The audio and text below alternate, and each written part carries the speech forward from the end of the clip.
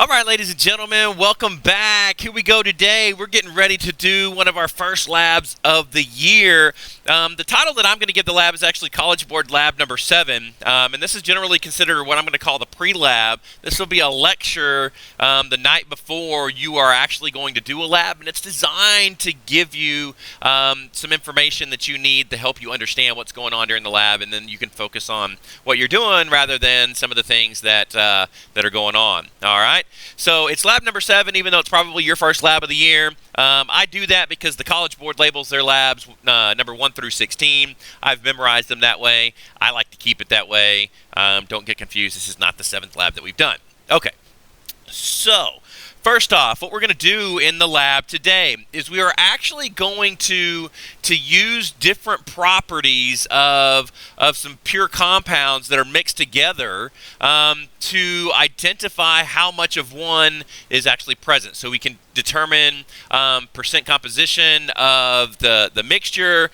We can determine how much of a particular substance is actually present based on manipulating something I'm going to call thermal decomposition. All right, and what that means is we're actually going to take this mixture, we're going to use the fact that one of the compounds will thermally decompose at relatively low temperatures, the other one will not, and then we're going to measure indirectly how much of that particular compound decomposed and be able to figure out how much was there in the first place, all right? So thermal decomposition in general is a technique that we can use to degrade something and break it down using heat, i.e. thermal. All right. Okay, so the compounds that we've got today is we've got baking soda, which is sodium bicarbonate, and then we also have just plain old sodium carbonate. And so we've got a mixture of these two compounds, and the cool thing is that sodium bicarbonate, which is NaHCO3, will actually thermally decompose, and that little triangle right here, if I put it over the reaction arrow, that means with heat added.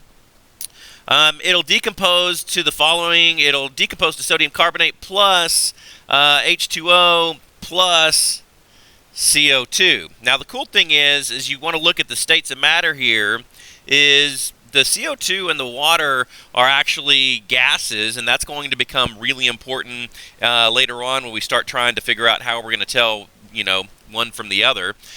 This thermal decomposition starts at around 50 degrees Celsius, and it's pretty slow at that point, but it is fast at around 200 degrees Celsius. So at 200 degrees Celsius, we would expect this decomposition to actually occur pretty quickly. Now, on the other hand, we've got sodium carbonate, which is Na2CO3.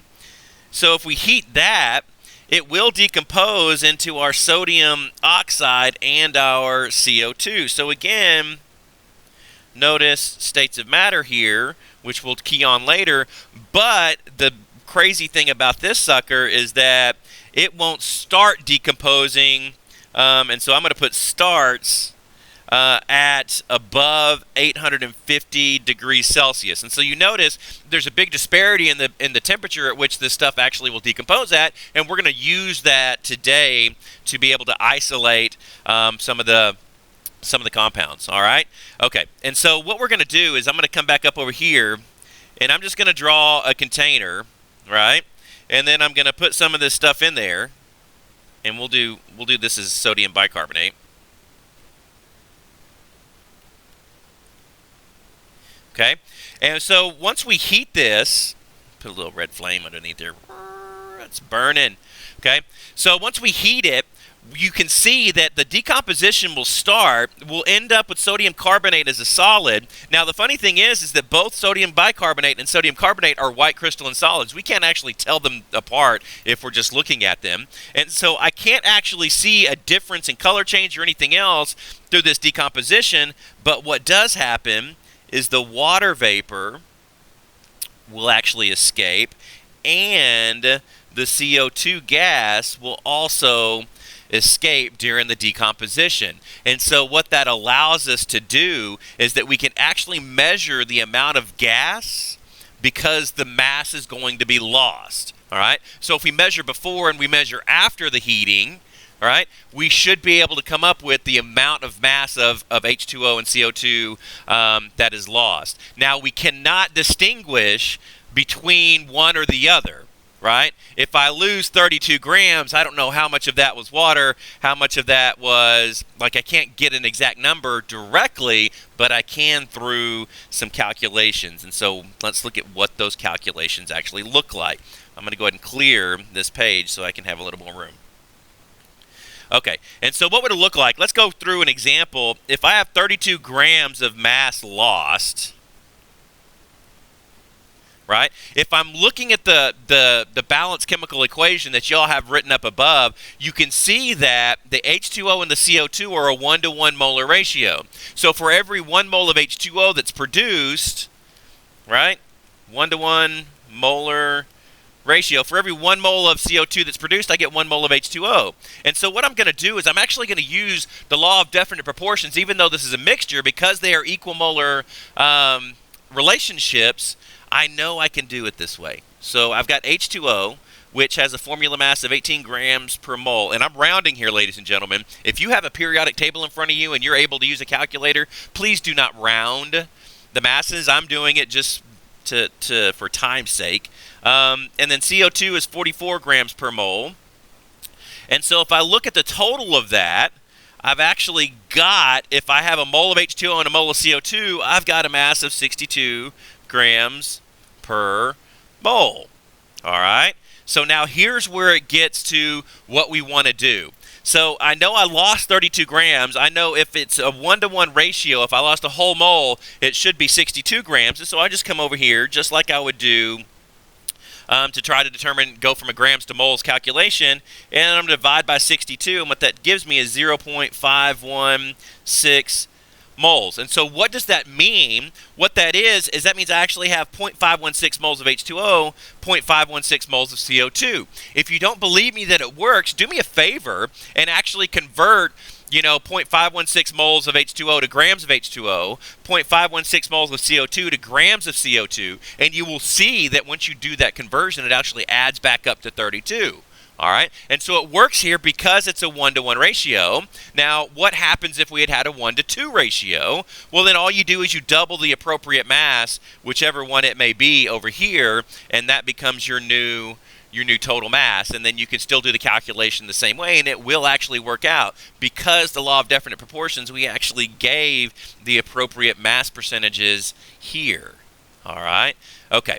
And so what we're going to do is we'll do this kind of calculation today. We'll be able to figure out how much H2O, how much CO2 is actually lost as a number of moles. We can convert that back to figure out how much sodium bicarbonate was actually present, and then we can determine the composition of our particular sample based on a mass percentage. All right. But this is a very, very common technique. We've run into this kind of problem a couple of times when we were doing definite proportions. The College Board really likes this just because it is such a common way to identify things, to isolate things. And believe it or not, this is one of the main ways that we actually purify sodium carbonate. Right, because sodium bicarbonate are found in nature mixed together. So if we actually heat the sample up, we can actually purify it to sodium carbonate. So, all right, very useful technique that we're doing here. The other thing I want to jump into real quick before we go is this is very common to do with carbonates. And so I'm going to say metal carbonates. All right, I'm going to give it the general formula XnCO3. And so carbonates, when we heat them, will actually decompose into their, I'm sorry, that's not a CO, into their metal oxides is what we would call this here. If X was a metal, right? If our X was our metal, it would metal carbonates decompose to a metal oxide and a CO2 gas, right? And this would be a solid, and this would be a solid. And so you can see this particular technique, because when we heat them, we can thermally decompose carbonates and we can produce that CO2. We can actually measure that mass of CO2 indirectly by just saying, hey, how much mass did my reaction actually lose? So, but this is definitely a general setup of a reaction that you were going to have to become familiar with and actually have to know. All right, so I'll give you an example here. What if I actually had calcium carbonate?